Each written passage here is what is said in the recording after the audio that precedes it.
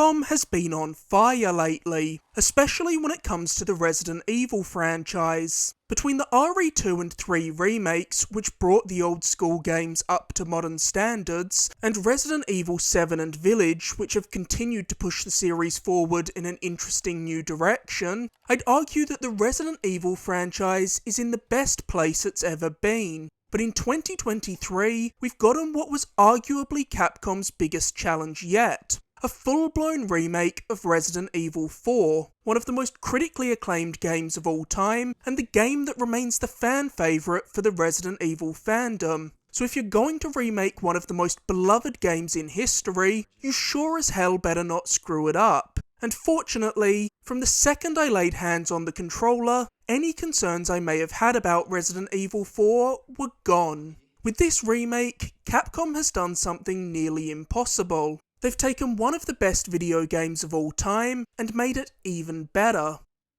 For the uninitiated, Resident Evil 4 picks up 6 years after the events of Resident Evil 2, and once again stars Leon S. Kennedy. Only this time, he's no longer the rookie cop he was when we first met him. Now he has years of training and experience under his belt, and is a top-ranking government agent. At the start of RE4, Leon is dispatched to a remote Spanish village to rescue Ashley Graham, the daughter of the President of the United States, who's been abducted by the mysterious Los Illuminados cult. But upon arriving in the village, Leon finds that all of these cult members are infected with a parasite called Los Plagas, that's turned them into murderous, mutated monsters, leaving Leon in a fight for his life. While Resident Evil 4's story isn't anything groundbreaking, it is schlocky fun, and I do think the additional story beats added in the remake make the story stronger than it was before. But the main reason Resident Evil 4's story always worked was thanks to the game's excellent lineup of supporting characters, and they're still largely responsible for keeping the story engaging throughout its duration in this remake.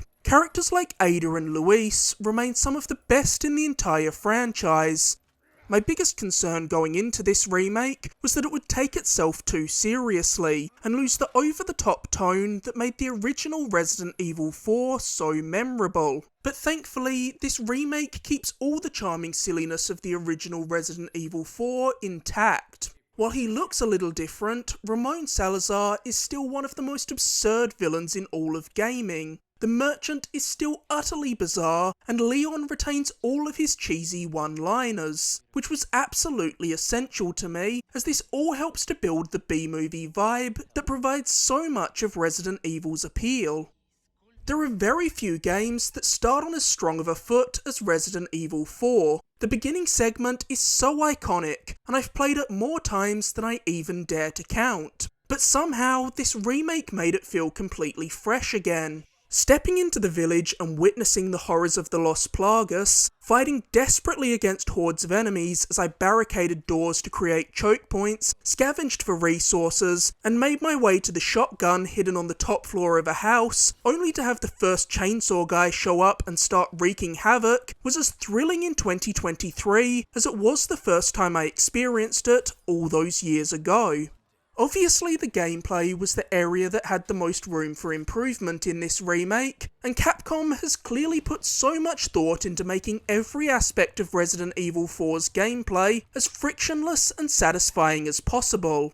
The combat in Resident Evil 4 is superb. It cannot be overstated just how drastically being able to move and shoot at the same time improves this game. Yes, it's a little less scary now as you feel like you have a lot more agency, but it's a worthy trade-off for just how wonderful it feels to play this game. After all, Resident Evil 4 was the game that saw Resident Evil fully complete its transition from pure survival horror to more action-focused horror that began with Resident Evil 3. So getting the combat right was crucial. Every aspect of combat in Resident Evil 4 just feels right. There's a great variety to the weapons, and from the sheer force of the shotgun, to the precision of the pistol, to the punchiness of the rifle that just pops zombies' heads right off, nearly all of the guns handle extraordinarily well. And yes, shooting out a zombie's knees, then sprinting up and finishing them off with a spinning kick, feels every bit as satisfying today as it did on the GameCube. Though not all weapons can be created equally, and like most survival horror games, Resident Evil 4 does have the odd couple of dud weapons that quickly end up being put into storage, never to be seen again. Aside from being able to move and shoot at the same time, there are plenty of other areas where combat has been improved, with knife mechanics, for example, being drastically expanded thanks to the addition of a parry move. The parry not only looks and feels fantastic, but also completely removes the frustration of enemies killing you in one hit. Even a chainsaw can be parried with Leon's trusty knife.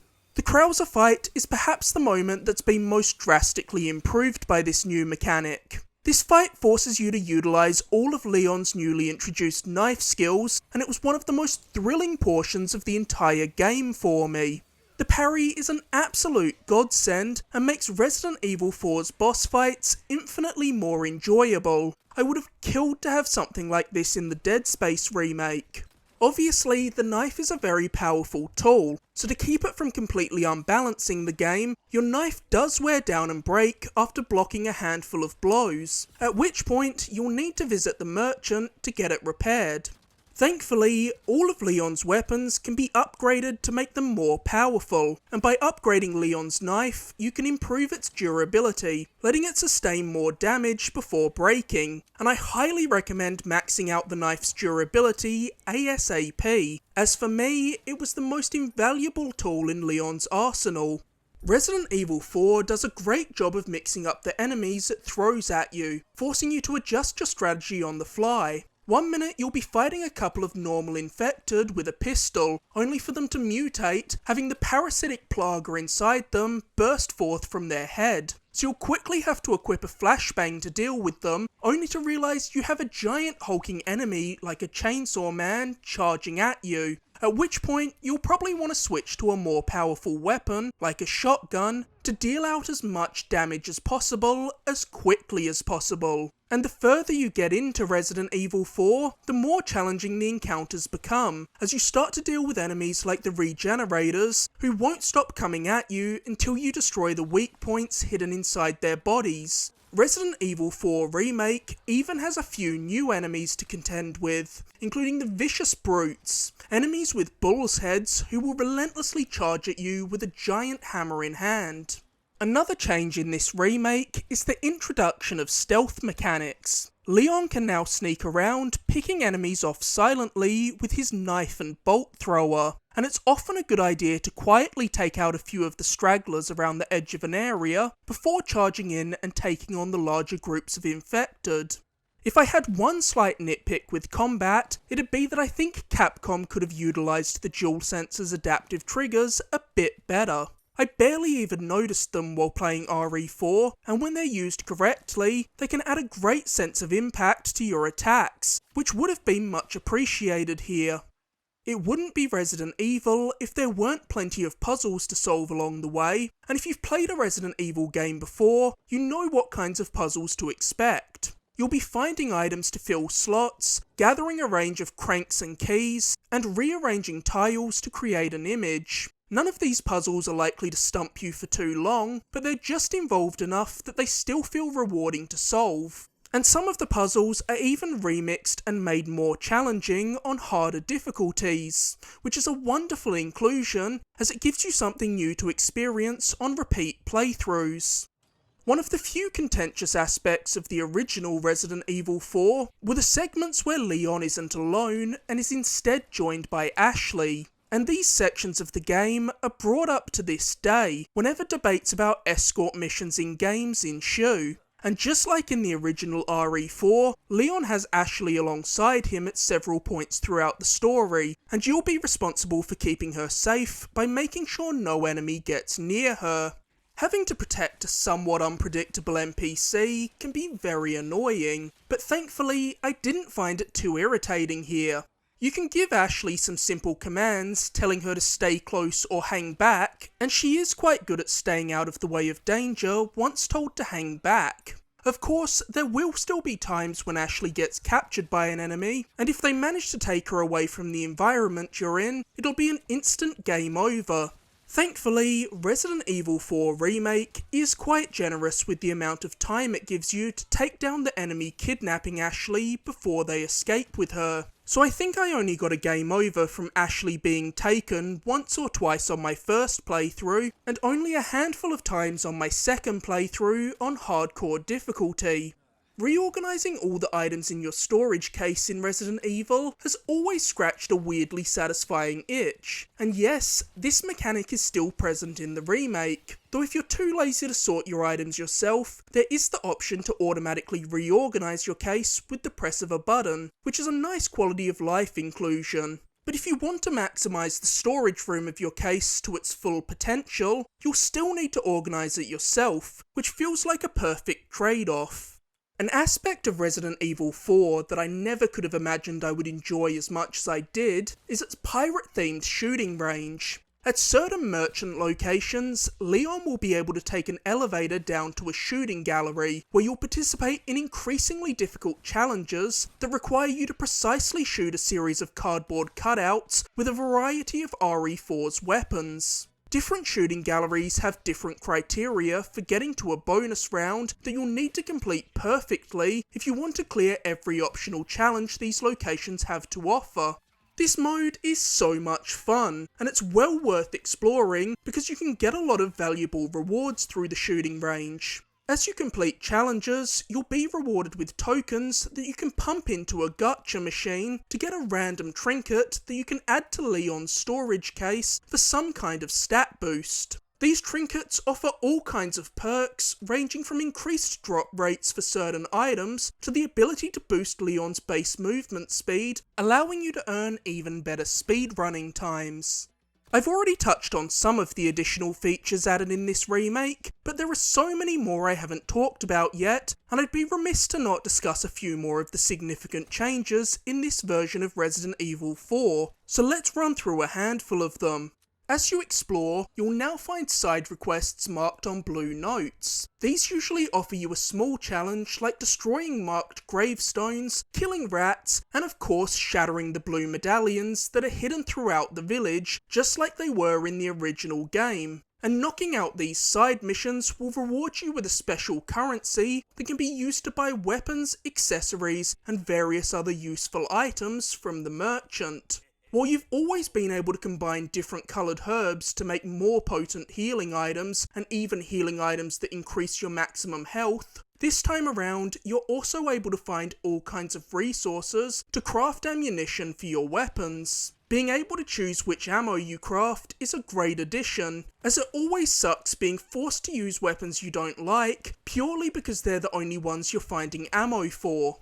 There are also a couple of entirely new sequences and locations in this remake. I obviously won't spoil them, as if you've played the original RE4, I'm sure you'll want to discover the handful of entirely new moments for yourself. I'll just say that as a huge fan of the original game, I was very pleased with the additions in the remake, and think that Capcom was very wise with the areas of the game they've chosen to expand on. There are also some segments that were in the original game, but play out completely differently in this remake. For example, Resident Evil 4's trailers showed quite a bit of the reworked minecart section, and while I don't want to say too much about it as it comes later in the game, I will say that it's an absolute blast. Seeing a chainsaw-wielding enemy pulling up in the cart next to you while wildly flailing his chainsaw at Leon is so delightfully ridiculous. It's just peak Resident Evil insanity. Another huge difference between this new version of Resident Evil 4 and the OG version is that this remake removes the QTEs that the original game was riddled with, making everything more gameplay focused, which I think was the right call. Going back to the original version now, the heavy reliance on QTEs is something that heavily dates the game, as this was such a major crutch for games in the mid to late 2000s, when developers were still trying to figure out the best ways to make their games feel more cinematic. Like the original version of Resident Evil 4, this remake is almost infinitely replayable, thanks to all of its absurd unlockables, that range from weapons with unlimited ammo to goofy costumes. This is something that Resident Evil does better than any other franchise, because the developers over at Capcom clearly understand one major thing that many other teams overlook, which is that your game will only ever be tense and scary once. A horror game can never be as stressful on repeat visits, as you already know what's around the corner. So instead, Capcom focuses purely on making your repeat playthroughs as fun as possible by allowing you to go on a complete power trip.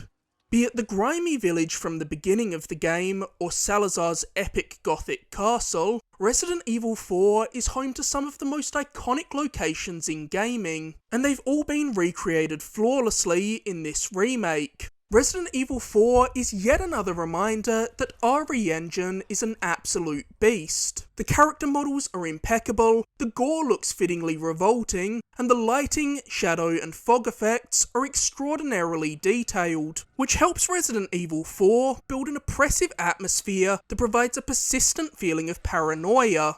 The last thing I want to discuss in this review is the mercenaries. I was going to get this review together a bit sooner, but I decided to hold off until the Mercenaries was made available, because I had a lot of love for this mode in the original game. And I'm glad to report that, like just about everything else, the Mercenaries is better than ever in this remake.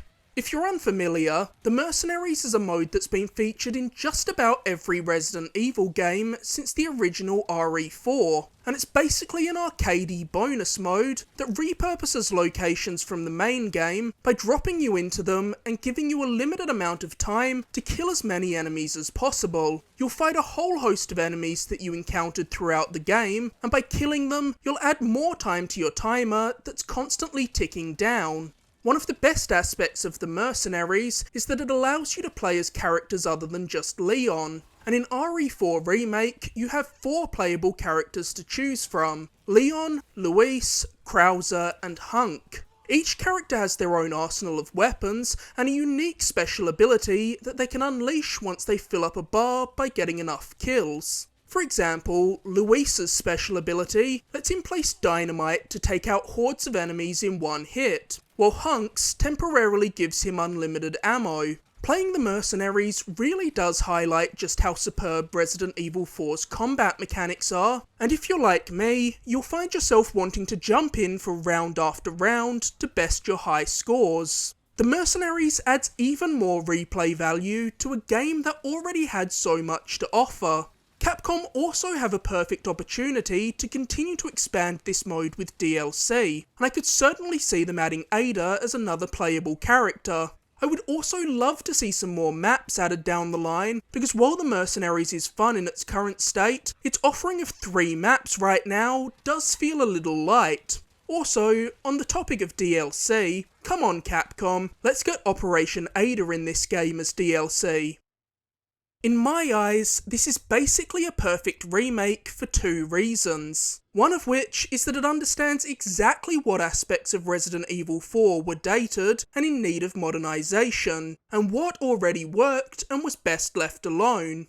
The second reason is that it changes just enough that it feels like a distinctly different game from the original Resident Evil 4, which can now exist alongside it, rather than just replace it entirely. While something like the Dead Space remake has now completely taken the place of the original, and I'd find it hard to find any reason to recommend going back to the 2008 version of Dead Space, with Resident Evil 4, I think both versions of this game have so much to offer that I'd say there's still a lot of value in experiencing both of them. I'm not even saying that one approach to remaking a game is better than the other, but I do love that with games like Resident Evil 4 and Final Fantasy VII Remake, we now have 2 unique and absolutely phenomenal versions of these games that I can choose between whenever I have the urge to revisit one of them.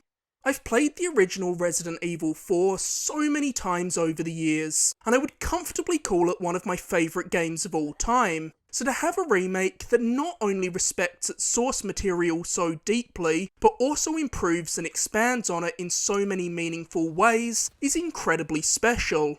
Whether you're new to Resident Evil 4, or you're like me and know the original like the back of your hand, this remake has so much to offer you. With its breathtaking visuals, rewarding combat, and sublime world design, Resident Evil 4 is a gold star example of how to remake a game, and it continues the Resident Evil franchise's winning streak. Now bring on Resident Evil 9 and some Code Veronica and Zero remakes.